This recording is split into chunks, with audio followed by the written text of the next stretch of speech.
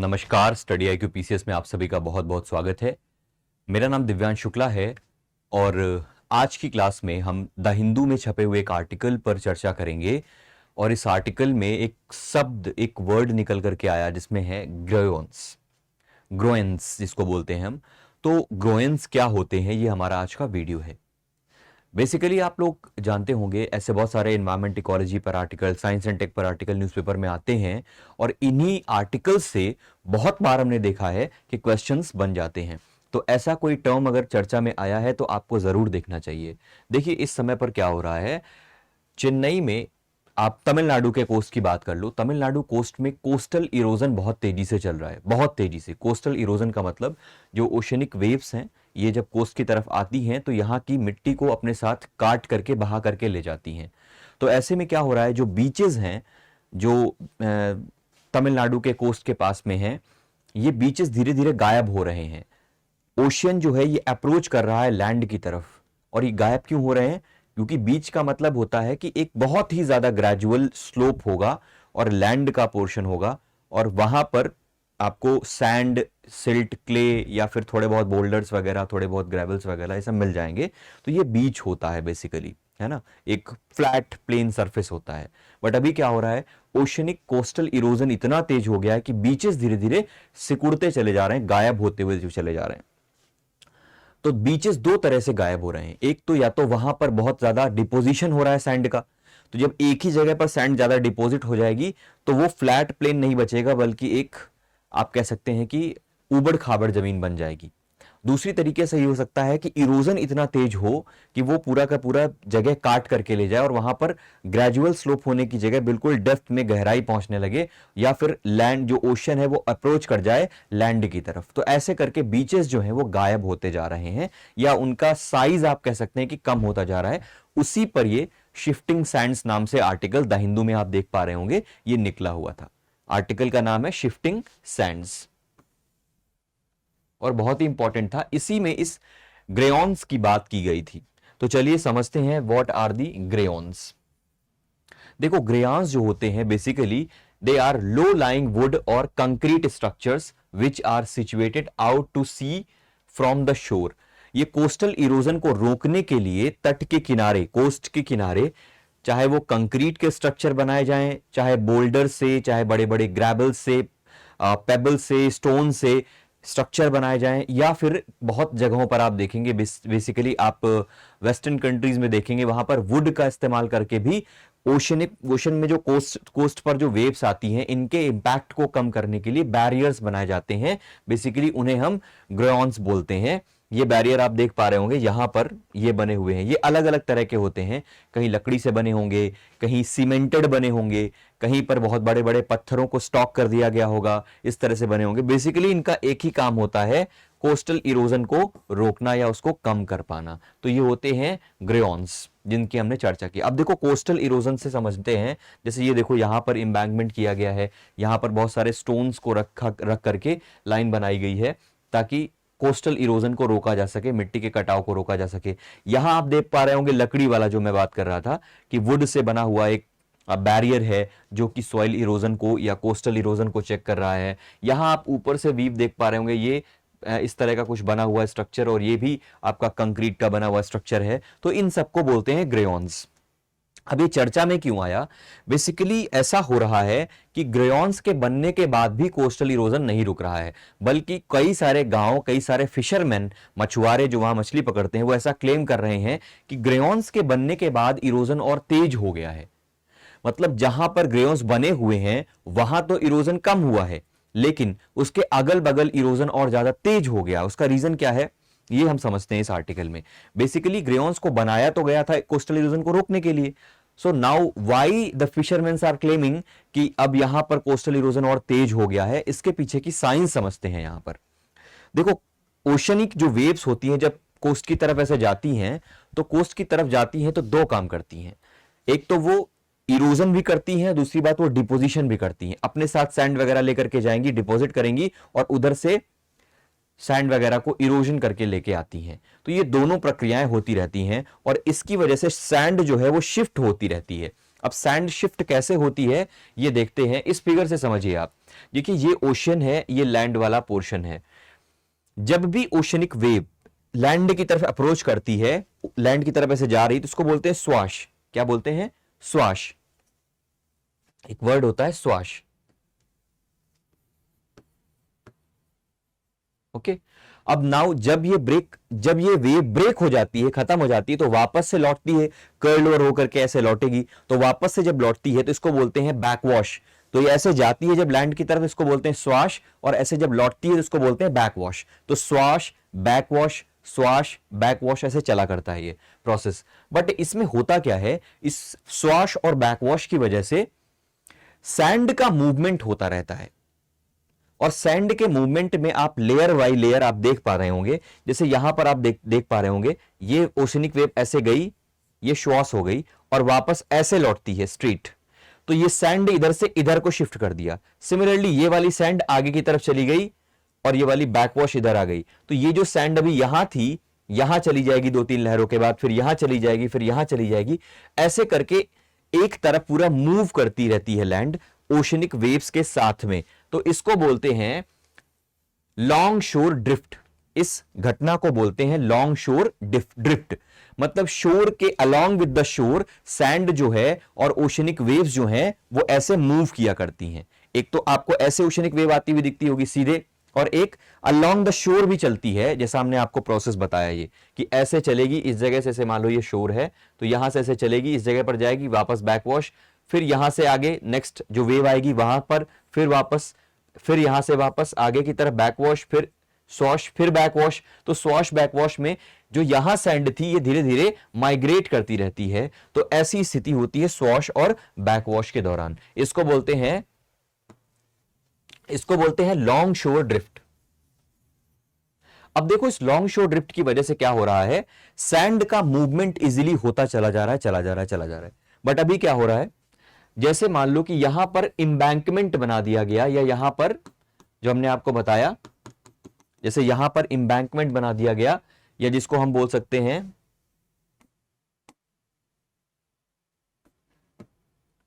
ग्रेऑन्स बना दिए गए। अब ग्रेऑन्स बना तो दिए गए हैं, लेकिन अभी क्या होगा, जब ये सॉश चलेगा इधर से इधर की तरफ, जब इधर से इधर श्वास आया होगा, फिर वापस से बैकवॉश आया होगा, फिर बैकवॉश के बाद वापस से श्वास आया होगा, तो ये जो सैंड यहां से इधर की तरफ थी, तो इधर साइड तो इसने इरोजन कर दिया और इधर साइड जाकर के ये डिपोजिशन करने लगी सिमिलरली, क्योंकि ऐसे जब चलती रहेगी तो इधर साइड डिपोजिशन करने लगेगी। तो एक तरफ तो डिपोजिशन हो रहा है, जमा हो रही है सैंड, और दूसरी तरफ इरोजन हो रहा है, यहां डिपोजिशन नहीं हो रहा। तो ये प्रॉब्लम आ जाती है इसके साथ में। तो इरोजन जहां पर, या तो आप पूरी की पूरी कोस्ट लाइन में ये बना दो, जो कि पॉसिबल नहीं है इतना ज्यादा वो कर पाना, ठीक है। तो अगर ऐसा नहीं हो रहा है तो एक एंड में आप देखेंगे जो ग्रेऑन्स है उनके एक एंड में डिपोजिशन होगा, एक एंड में इरोजन होने लगता है। तो जो इरोजन वाले एंड में गांव पड़ जाते हैं, या किसी का घर पड़ गया, या कोस्टल एरिया में कुछ भी, कोई किसी के खेत आ गए, किसी के लैंड्स हैं, या श्रिम्प की सबकी जो फार्मिंग वगैरह होती है श्रिम्प वगैरह की, ये सब आ गया, तो वहां की लैंड में पूरा का पूरा इरोजनल एक्टिविटीज डोमिनेट कर जाती हैं। तो इसी वजह से इसके नेगेटिव इंपैक्ट भी देखने को हमको इस समय पर मिल रहे हैं। तो ये हमारा क्या है, यही हमारा ग्रेऑन्स है जो हमने आप चर्चा करी। अब देखो, आई होप ये तो आप समझ गए होंगे। जैसे मैं आपको एग्जांपल दूं, एन्नोर पोर्ट जो है ये थिरुवल्लूर कोस्ट पे है। एन्नोर पोर्ट ये आप कह सकते हैं कि जो तमिलनाडु है, तमिलनाडु का सबसे नॉर्थ ईस्टर्न जो डिस्ट्रिक्ट है थिरुवल्लूर, उसमें बेसिकली एन्नोर पोर्ट है। तो इसको मैं आपकी लोकेशन सहित दिखा देता हूं। ये इंडिया का मैप है। इस मैप में अगर आप देखेंगे, इसको हम जूम करते हैं और यहां पर आपको दिखा देते हैं एक केस स्टडी की तरह। ये आपको चेन्नई दिख रहा होगा। चेन्नई के जब आप ऊपर जाएंगे यहां पर, तो बेसिकली इस जगह पर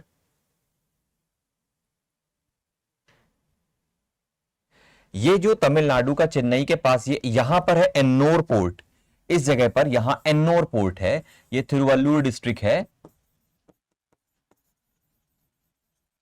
और जो एन्नोर पोर्ट है बेसिकली उसके बनने की वजह से ऐसा देखा गया है कि बहुत ज्यादा मतलब वो एन्नोर पोर्ट में जो कंक्रीट स्ट्रक्चर बनाया गया वो भी एक तरह से ग्रेओन्स की तरह वर्क कर रहा है। तो इसके एक तरफ बहुत ज्यादा इरोजन एक्टिविटीज देखी जा रही है, दूसरी तरफ डिपोजिशनल एक्टिविटीज देखी जा रही है।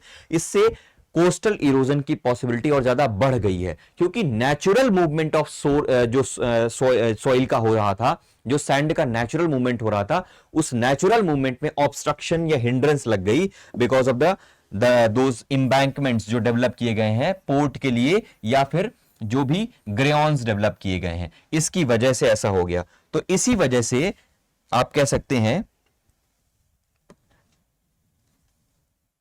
इसी वजह से कोस्टल इरोजन की बात इतनी ज्यादा चर्चा में आ गई है।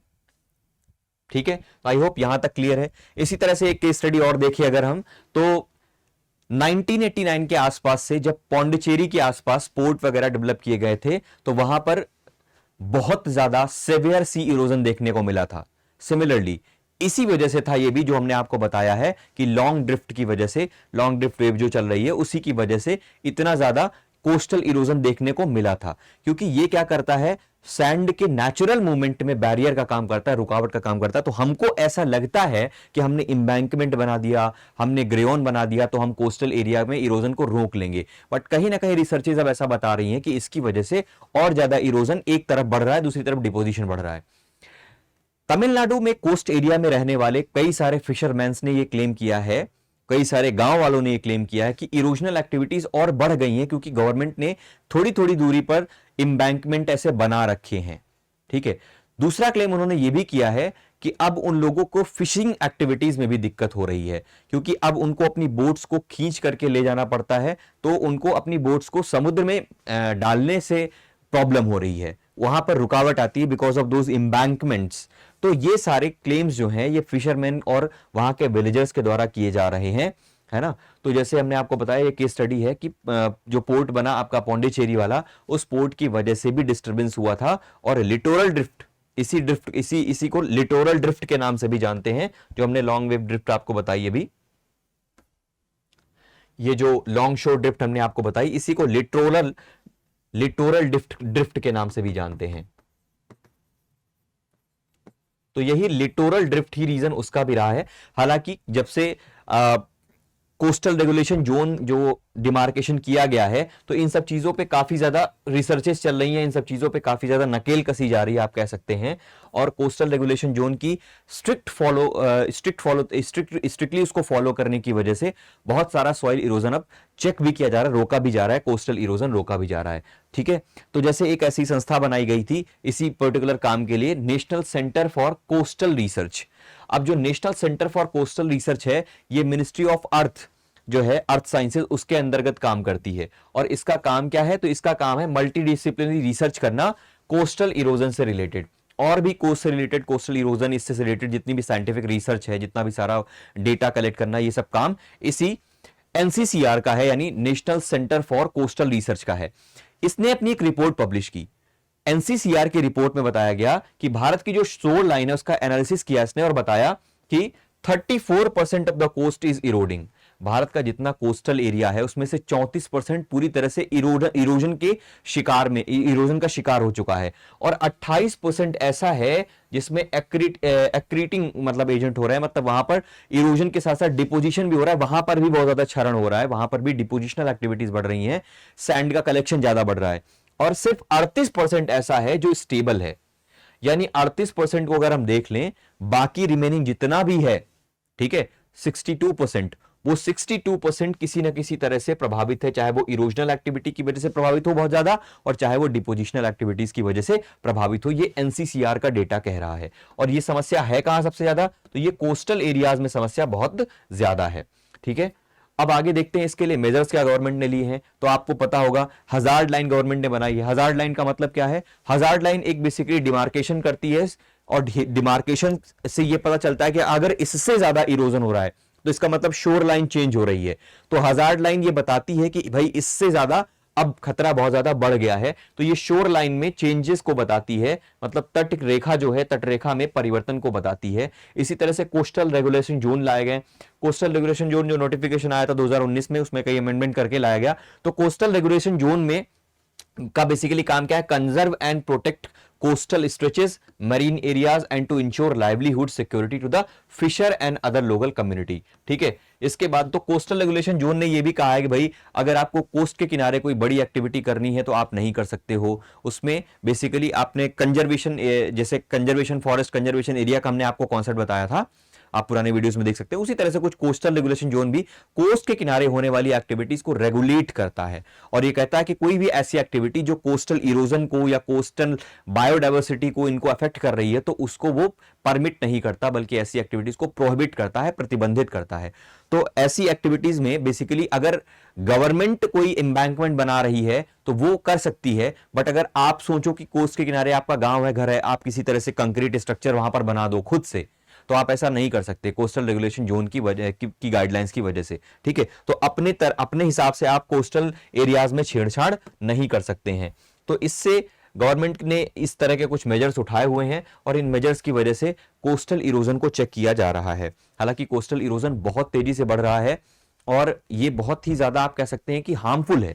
हार्मफुल कैसे है? एक तो कोस्ट का साइज जो है, वो जो ओशन है वो अप्रोच कर रहा है, तो लैंड ज्यादा से ज्यादा सबमर्ज होती चली जा रही है, पानी में डूबती चली जा रही है। तो ऐसे में उन किसानों के खेत जो कोस्ट के जस्ट किनारे हैं, जैसे जहां पर किसी ने कोकोनट की फार्मिंग कर रखी है, कोकोनट के पेड़ लगा रखे हैं, नारियल की खेती कर रहे हैं वो लोग, या श्रिम्प की फार्मिंग कर रहे हैं, वहां पर झींगा का उत्पादन कर रहे हैं, ऐसी जगहों पर, या फिशरमैन है, या किसी फिशरमैन के गांव है जो बिल्कुल कोस्ट के किनारे हैं, तो ऐसी स्थिति में उनके लिए बड़ी समस्या हो जाएगी। नेक्स्ट चीज ये है कि जैसे जैसे ओशन अप्रोच करेगा कोस्ट की तरफ, वैसे वैसे वो सॉल्टी वाटर एंटर करता रहेगा लैंड में, और जो सॉल्टी वाटर लैंड में एंटर करता रहेगा, इसकी वजह से लैंड भी सैलाइन होगी और अंडरग्राउंड वाटर भी सैलाइन होता रहेगा।